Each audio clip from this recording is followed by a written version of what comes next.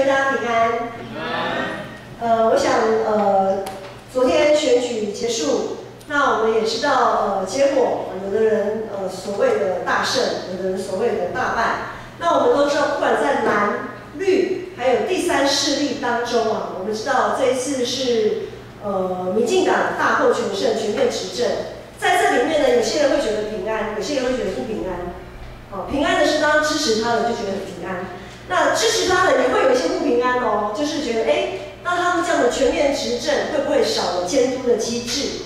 好，那反观国民党他的所谓的大败，好，在大败里面支持国民党的，当然他会觉得不平安，但是在某一部分呢，支持国民党他可能也觉得很平安。怎么平安呢？因为他们有一个重新改造的契机，这是他们重新改造的一个机会。好，那当然第三势力他们有一些消长。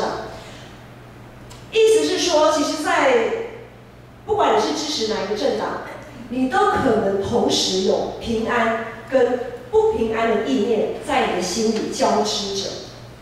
不管你是支持谁，你都可能同时有平安跟不平安的意念交织着。在今天我们要读的经文，我们放在经文的段落。今天我们读诗篇42篇，其实42篇跟43篇本来是完整的一篇。只是因为礼仪上的一些需要，我的礼拜上的一些需要，再给它分成2篇。我们的读经进度刚好今天是42篇，明天是43篇。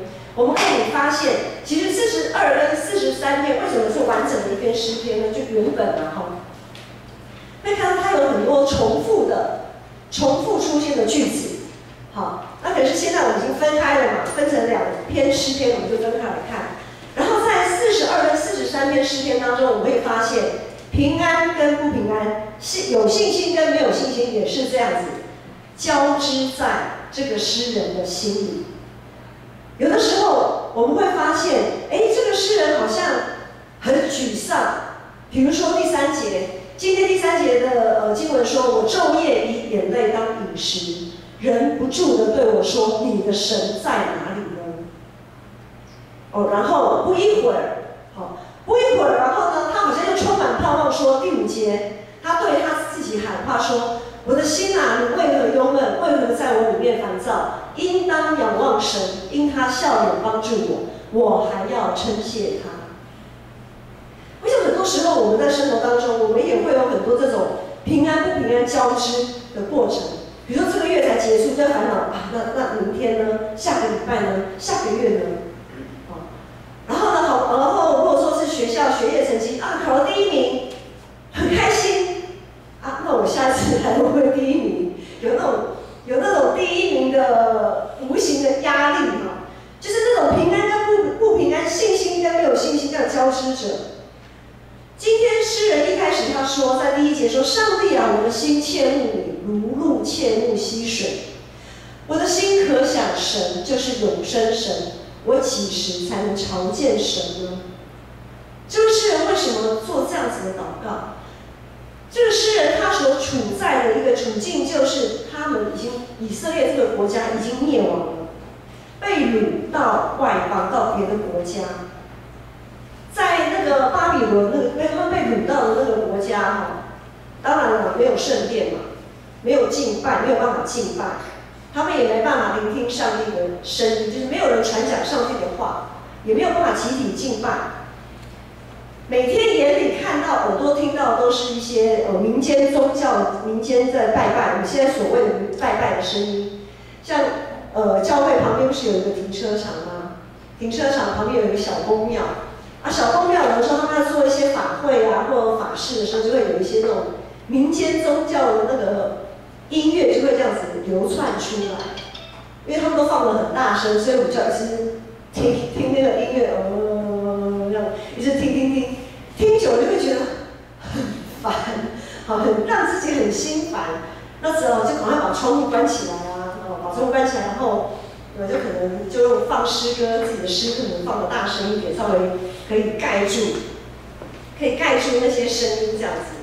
我想你们在你们的住家附近，可能也多多少少，或者公司很好的，多多少少也会有这样的现象发生。好，这个诗人他处在一个这样子，常常围绕着民间宗教背信魏信哲的这样子的一个音乐里面，他非常的痛苦。他的痛苦不在于说他没有办法，他自己没办法唱诗歌赞美，他的痛苦是在于说，我们可以在第4节有一个线索。他说：“我从前与众人同往，用欢呼称赞的声音领他们到神的殿里，大家守节。”这个诗人他可能是一个带领敬拜的人，可能是他在一个，就好像我们现在讲的，他是敬拜团的一员，也可能是圣歌队的一员。总之，他是带领大家敬拜的那一位同工。然后在耶和华上帝的节期，在他的日子，带领大家一起朝见神。他是这样子一个角色，可是他今天居然落到这样子的情况里面，他没有人可以让他带着敬拜，也没有圣殿可以让他敬拜。然后呢，他还要常常听那些他不想听的音乐，这样子。失去国家、流离失所、无法敬拜，是这个诗人无法言喻的悲痛。他说他的心极其烦躁忧闷，然后说他昼夜以眼泪当饮食，终日以泪洗面。然而他最大的挑战还不只是这个，还有他说忍不住，第3节后面说忍不住的对我说：“你的神在哪里？”因为他就是在那个外邦环境当中嘛，他的四周人都是未信者。卫星者看到他落到这种下场，就常常问他：“啊，你的神呢？你的神呢？你的神在哪里？”在旧约时期，我们要有一个概念，就是如果我的国家是强盛的，就代表我所拜的神也是强的。你的国家如果灭亡，你的国家如果失败，就是我们讲的打仗啊失败，那就代表你的神比较小，所以你的神打不过我的神。你的国家打不过我的国家，所以在那样子的情况当中，那些外邦人说：“啊，你的神呢？你来啊，你那么相信，那你的神能有什么作为吗？你的神能让你国家强盛，能让你打赢这场仗吗？”显然没有，对不对？因为他被掳了，国家灭亡了，所以他也一直不断的被质疑说：“你的神在哪里？”他还有第3层的一个悲痛是。忽然有的时候，他会发现，当别人在质疑他你的神在哪里的时候，可能一开始他还蛮坚定的时候，我知道我的神，我知道我相信的是怎样的一位上帝。但是有时候被问久了，或者那样子的环境、那样子的音乐听久了，会不会突然有一天他也会觉得说：“神啊，我的神啊，我何时才能朝见你？”第2节他就说：“我的心可想神，就是永生神，我几时得以朝见你呢？”连他都不禁怀疑，我什么时候才能看得到你，才能遇见你？恶劣的环境到底是会让我们在风雨中生信心，还是会把我们整个打趴到抬不起头来？很多时候我们会像诗人这样，在盼望、绝望当中，在有信心跟没有信心当中摇摆。我们身处，特别是我们基督徒在台湾其实比例不高，一直都是趴，包括天主教徒哦，这是整个比例是包含天主教徒，包括东正教这种就是三一上帝拜，我们敬拜圣父、圣子、圣灵三一上帝的这样子整个基督宗教的人口数。台湾一直以来，好久以来都是5%，都会区有比较高一点点嘛，哈，都会区有高一点点。那我们身处在异教崇拜的这样的环境当中，我们常常会面对未信者的挑战。未信者常常会跟我们挑战说：“你的神在哪里？”有一位弟兄，他不是有认识一位弟兄，他的家人都没有信主，只有他自己一个人信主。他的妻子、他的太太、他的父母、他的弟兄姐妹都没有信主。那他在一间基督教的机构上班，他在那里工作，他就想说：“好啊，我要做见证啊，我一定要做见证，这是我做见证的机会。”好，于是呢，他就想说，他尽心尽力爱主他的上帝嘛，然后又在基督教的机构上班，哇，太好了，双重祝福啊，他觉得。可是呢，几年之后，很多的伤痛累积在他的心里。做见证，他自己有的时候都还会怀疑说：“我的神啊，你到底在哪里？”一直到好几年以后，这个机构呢，就请他走路了，让他离职。像在这样子的情况，他要怎么去做见证呢？很多时候我们会很看重未信者对我们基督徒的看法。那很多时候呢，我们也常常为了要有所谓的好见证，我们一直在做困兽之斗。好像我要赚比较多钱才是好见证，我要有好成绩才是好见证，我要有健康强壮的身体才是好的见证。没有做这一切，如果上帝愿意，他愿意赐给我们，当然 OK 很好。但是见证真的是这样子吗？很多时候我们的见证都是有条件的，比如说，当我们的计划跟我们的想法跟上帝的计划一致的时候，比如说我觉得，我要有健康的身体，刚好上帝也给我有健康的身体，哇，我就觉得非常有见证。可是当我们的计划跟上帝的不一致的时候，比如说我觉得我这次已经准备得很充分了，我面试就是可以过关，可是哇，我怎么面试没过关？当我们的计划跟上帝的计划不太一致的时候，我就觉得没有见证。昨天选举过后，很按着人性，我们可以说几家欢乐几家愁。但是在信仰里面，世上的欢乐是真的欢乐吗？世上的忧愁是真正的忧愁吗？今天你面试这一间没有过，是真正没有见证、没有忧愁吗？就像刚才所说的，如果国民党这次的落败可以让他们重新翻转、重新出发，这未必到后来不是一个好见证。我想婉如坐在这里，我觉得很感动，大家都知道她的故事，怎么样在病痛当中，大家一起经历神的恩典。这样子的见证，其实比一个人始终见他来的见证更有力道，对不对？所以很多时候，世上的欢乐是真的欢乐吗？世上的忧愁是真的忧愁吗？诗篇42篇告诉我们，我们当以神为乐，因为只有上帝才是我们应该去切慕的活水。我们也应当是以失去上帝的同在为真正的忧愁。我们是不是有真正的平安？是不是有真正的信心？那个标准不是世界的标准，不是我的标准，也不是你的标准，是上帝的标准。国破家亡、圣殿被毁，这些外在的因素，其实并不是诗人真正感到害怕的。别人怎么样，环境怎么样变，别人怎么样的去挑战他，说你的神在哪里，可能都不是他最害怕。我想他最害怕的是，他突然有那么一阵子觉得啊，对呀，我的神在哪里的时候，那个内心的恐惧，往往才是我们上礼拜所讲的那个希律王啊。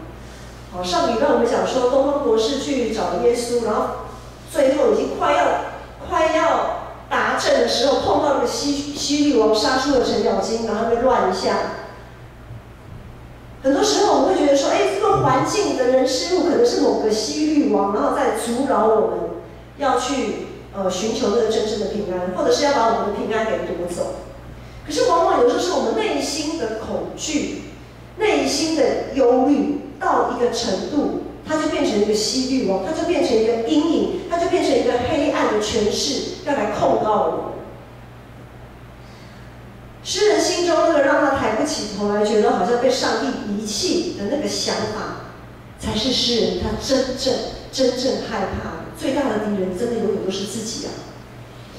感谢主，对于一位敬虔的人，之前说他是带领人众人敬拜的，他在他的信仰有很深的扎根。对于一位敬虔的人来说，绝望跟悲痛不会在他的内心占据太久，那个阴影可能一下子。他惊觉到自己有这样，可能他下一秒、下一刻，或者下一个时间点的时候，他就马上醒悟过来。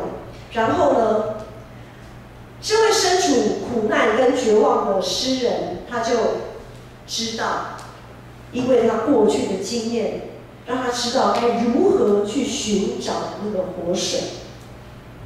他知道他可以做些什么，他知道他可以如何做，可以再接近那个活水，就像一只鹿，它会找到溪水。从小的他跟着鹿妈妈、鹿宝宝跟着鹿妈妈那样子的经验，于是呢，当他长大成为一个晨鹿的时候，那个鹿，他知道要怎么样去找到那个水源，他也知道怎么样要避开那些猛兽。所以过去的经验，这个诗人他过去的经验，当他回想的时候，第4节说，后面说我追想这些事，哪些事呢？就是他过去一起跟大家一起同心欢呼颂赞，在圣殿里赞美的这样子的这些事情，他的心极其悲伤，没有错，在那一刻他很悲伤，因为他没有办法，好像他没有办法再回到那样子的生活。但是呢，他马上这样子的回忆，马上又让他燃起一个希望。于是他可以有盼望的祷告说，他对他自己的心说：“我的心啊，你为何忧闷？为何在我里面烦躁？应当仰望神，因他笑脸帮助我，我还要称赞他。”什么是我们的活水？我们知道主耶稣是我们的活水，他是我们切慕取得的干净的活水。如果我以我们现在的供水系统，整个大台北的供水系统翡翠水库来比喻好了，耶稣这个水源跟翡翠水库的这个供水系统唯一不同的之处是，耶稣这个活水泉源，它永远一直都会在，不用担心山崩土石流啊，不用担心被污染啊，不用担心枯干，也不用担心水多到要每天泄洪，然后让下游的不知所措，因为泛滥成灾这样子。无论是工业用水、民生用水、灌溉用水等等的，我们都可以适时、随时的取用。所有担心水资源不够、不好的这些事情，在主耶稣里面都可以被挪去的。耶稣的活水的泉源不会离我们太远，它也不会太昂贵到我们好像很难取得这样子。它会源源不绝的像溪水，不断的涌流，适时的供应我们的需要。所以从这首诗歌，我们也看到一个重点，就是当这个诗人落在这样子一个生命的困境当中，过去信仰的美好回忆成为他的安慰，成为他继续向前的力量。与神同行的回忆是实在的，与世界同行的回忆是虚空的。我们之前读传道说，虚空的虚空啊，凡事都是虚空。当我们一直在努力世上的事情的时候，就是虚空。那累积信仰中美好的回忆累积美好的回忆相当重要啊。我们每一个当下，我们现在就在累积我们的回忆耶。我们每一个当下做的事情，都是在累积制造我们在信仰当中美好的回忆。其中我们要留意的是，很多时候我们切慕的不是耶稣本身，很多时候我们切慕的是某某人应该要怎么做怎么做。很多时候我们期待的是某某人应该对我怎么做怎么做，而我们所该切慕的应该是我们跟上帝的关系，因为没有任何的人事物可以像上帝这样时常保守看顾供应我们一切的需要。2020年是一个新的开始，我们牧师从来到教会就一直推那个新眼光读经计划，很开心有大部分的人都有跟上这个读经进度。或许有人会讲说，我有我的计划，我有我的进度啊，没有错。牧师之前也有讲到，你可以有你的计划进度，但是基本上，我希望你们至少可以跟着新眼光的读经进度，因为它就好像我们平常在吃的主食那个饭，有没有哈？那好像那个饭基本的，那是基本的东西。我不管当然现在每个人对健康饮食有不同的想法哈。总之呢，那个就是一个基础。然后你另外如果还要再读什么圣经，读哪里的经文，要读多少，那就好像是加菜这样子。你要加多少菜，就是看你的需要，看你的渴慕有多少。但是基本的，一支希望你们是能够有按着读经进度，每天的吃。这象征了一件什么事情呢？这件事情，我们会发现，同样吃同一个进度的，我们讲说灵粮好了，好像不那么容易，因为有些人有，有些人没有嘛，哈。所以光是从这个很简单的事情，你就可以看到同心合意是很难的一件事情。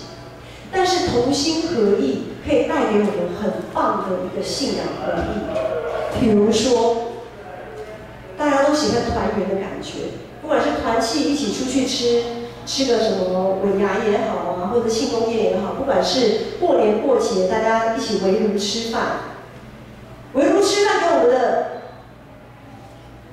那一个意义，它代表的是我们都是吃同一锅饭，我们都是舀同一个火锅的料。昨天牧师家我们刚好6个人，包括我叔妈，我们很难得6个人在一起，同一个时间点在一起吃同样的东西，因为常常不是缺这个就是缺那个。好，昨天我们一起吃了一样东西，很难得，就是释迦。我们有2颗释迦，然后刚好成熟，然后又刚好所有的人都在。我们就6个人去分那个释迦，这样吃，那好像波饼的概念，就是同样一家人在同一个时空当中吃了同样的东西，哇，那个感觉真的是那个画面。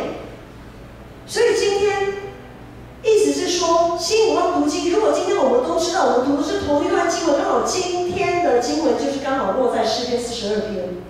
我们都在读同一段经文，然后明天呢，虽然我们不在同一个空间，但是我们至少在同一个时段当中，同一天里面，我们读的是诗篇43篇，然后44篇，就有那种全部的人大家一起吃同一锅饭的那一种感觉。那是一个基础，那是一个基本。我们可以因着这样，我们就可以知道说，我们要同心同行，真的是要去竭力、尽力去努力，才能达到这个目标。如果连读经都不太容易做到，那其他的一些团契活动啊，或一些事工服事啊，当然也不容易做到。但是我们因着有一群弟兄姐妹，他们不断的在朝这个方向努力，牧师对建成的未来还是很有盼望的，因为这又是新的一期的开始。如果你在过去没有跟上新眼光读经进度，那么在未来的这一年，我希望你每天都可以跟上新眼光读经进度。在读的时候，你要知道，教会所有的弟兄姐妹都在跟你吃同一锅米饭，我们都是吃同样的米饭。这个是一个基础，每天的灵修、祷告，这是一个基础的进度。然后呢，我们每次到主日参加礼拜，到教会主日的时候到教会参加礼拜，就好像是将耶稣的那个活水泉源那个开关，那个供应阀，活水的供应阀打开，大量的活水借由圣灵涌流到你们每一个人的生命当中，然后呢，可以把我们淤积阻塞的部分可以瞬间的冲刷掉，也可以瞬间的止渴。教会的团契生活像什么？像一座一座的净水厂，它有滤芯，有滤网在净水厂。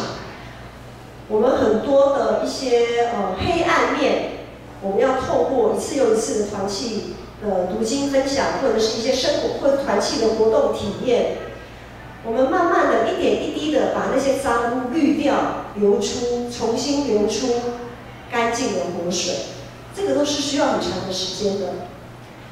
那肢体关怀呢？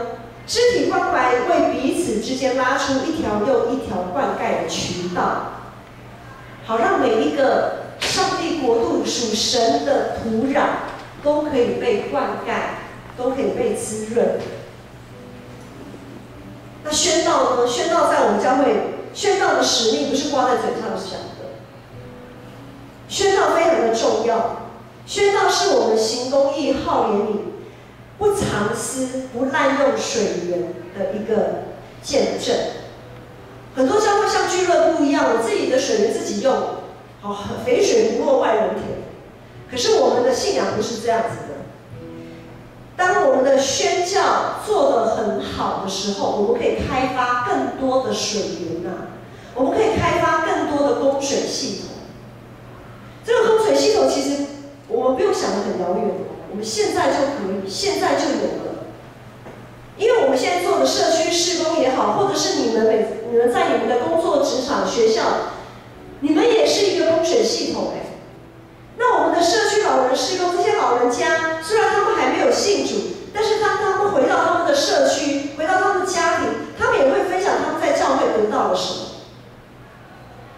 很多时候我们基督徒不太敢做见证，刚刚有说了，我们有那种，就是好像我们会自我评断哪些见证我说得出口，哪一些好像没有错啦，是见证啊，但是好像又说不太出口，我们自己会有个标准，很妙，就基督徒真的很妙。我们常常为了有没有好见证在那边很挣扎。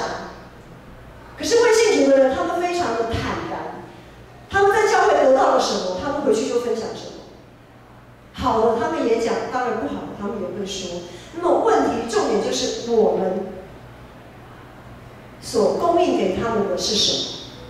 所以宣教对我们来讲其实并不遥远，我们没有想到什么，当然国度国际是非常广阔的，但是如果我们连自己的邻舍，如果连我们自己的社区都做不好宣教，我们真的不用想得太远。我们从自己开始做起，从邻舍开始做起。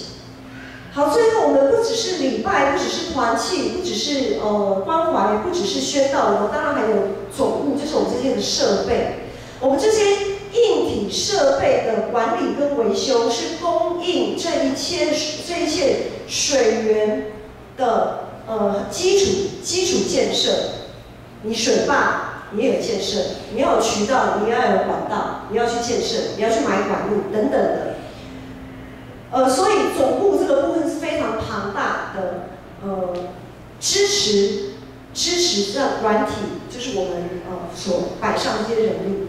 在2020年新的一年的开始，我们又要再一次的向前，向着标杆来直跑。我们在教会所经历的一切，我们在信仰中所经历的一切，都是为主做的。都是会被记在天上，不会被重铸掉的回忆。我们不断在累积我们信仰的回忆。当我们深陷困境、绝望，当我们觉得好像提不起劲要到教会聚会的时候，总要回想我们与神同行，与弟兄姐妹一起打拼，建造上帝国度的那些日子。我们要回想我们常常与上帝为乐那些美好的日子。这些值得美好的回忆，并不会随着时间成为过去。我们的神是习在、今在、永在的神。我们所累积的每一样回忆，都在永恒当中，随时随地不断的会浮现，会跑出来，成为你的鼓励，也成为我的鼓励。就像 FB 嘛，有的时候会突然跑出来，几年前怎么样。同样的回忆，比如说，好，这是青少期的夏令营，可能同样的回忆，在某些人他会在不同的时间点出现这样子的回忆，然后在这个过程当中，就彼此互相的激励彼此，这样子的回忆是值得我们一直去努力去做的，因为我们都会有失落、失望、失去信心的时候，当我们想起这些回忆，当我们想起我们一起努力、一起吃同一锅米饭的时候，这样子的回忆，我们就可以像诗人，蛮有盼望的说：“我的心啊，你为何忧闷？为何在我里烦躁，应当仰望神，因为他用笑脸帮助我，我还要称谢他。选举已经结束了，一切的纷纷扰扰也都应该结束，天地都会废去，唯有上帝的话语永远长存。不管环境如何的变化，不管整个国际的局势如何令人不安，我们要相信上帝始终掌权。他是我们的上帝，是我们的渴慕，是我们唯一的拯救。从今天开始，我们要累积，要创造，要制造我们美好的回忆。每一天每一刻，我们要把握，我们要累积我们自己心灵的力量。常常很多时候，我们说这个世代是你们的世代，但是这个世代不应该只是青年人的世代，也是老年人的世代。这个世代是属于每一个人的，每一个现在都是属于每一个人的，都是上帝要赏赐给每一个人的。渴望那个活水的泉源，不是挂在嘴上说说，也不是放在心里想想。只要有更多的人愿意尊主为王，愿意亲近上帝，不论环境如何，不论这个选举或者国际的情势，让你常常在平安又不平安中间摆荡。当我们摆到不平安的时候，我们要渴慕仰望上帝；当我们摆到平安的时候，我们依然要渴慕仰望上帝。这个时代绝对不会被忽略，绝对不会被击垮。只要有更多的人渴慕上帝，只要有更多的人渴慕上帝，即使未来我们可能会像以色列，像诗人，他在那样子那个国家灭亡的痛苦当中，即使我们可能哪一天会落在像香港的那样子的处境当中，只要我们的上帝还在，只要我们的上帝还在，我们都应该要有平安，我们都应该要像诗人可以说，应当仰望神，因他笑脸帮助我，我还要称赞他。我们一起起立来唱这首诗歌。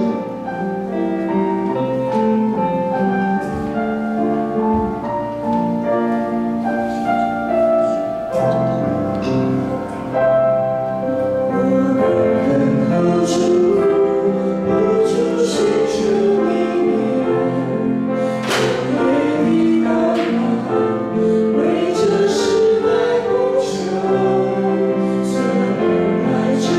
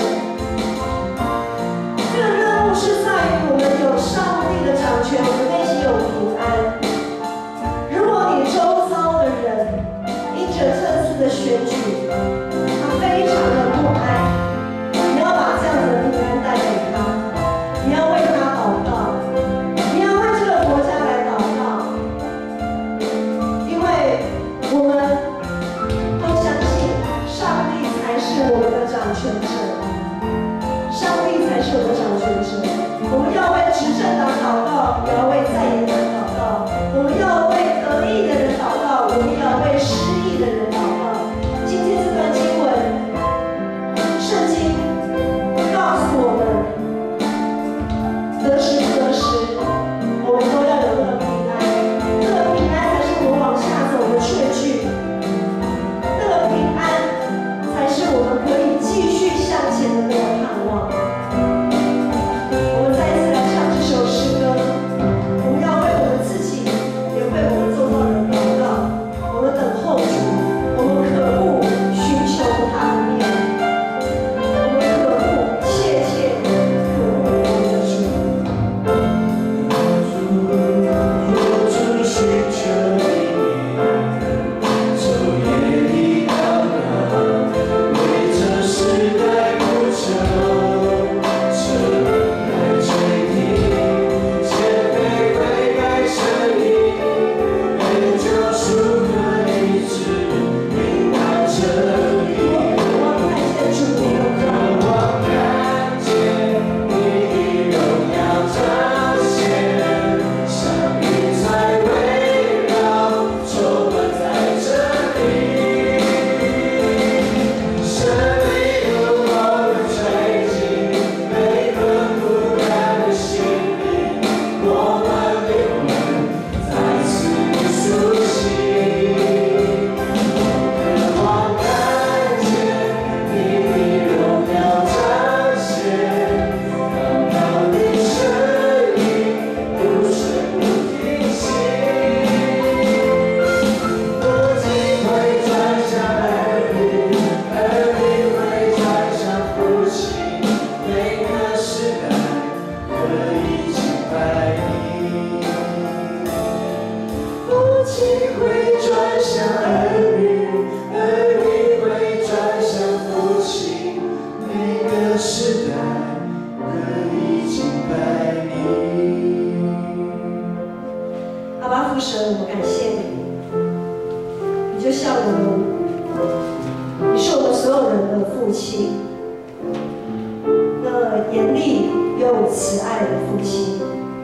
你始终看顾、保守、引领我们，你始终用笑脸帮助我们。求主你帮助，求主也帮助凡属你的儿女能回转向你，让每一个世代。每一个世代都有属你的，都有敬虔的百姓在你的面前赞美你、称谢你、渴慕你。愿我主耶稣基督的恩惠、天父上帝的慈爱、圣灵的帮助与感动，与你们众人同在，从今时直到永远。阿门。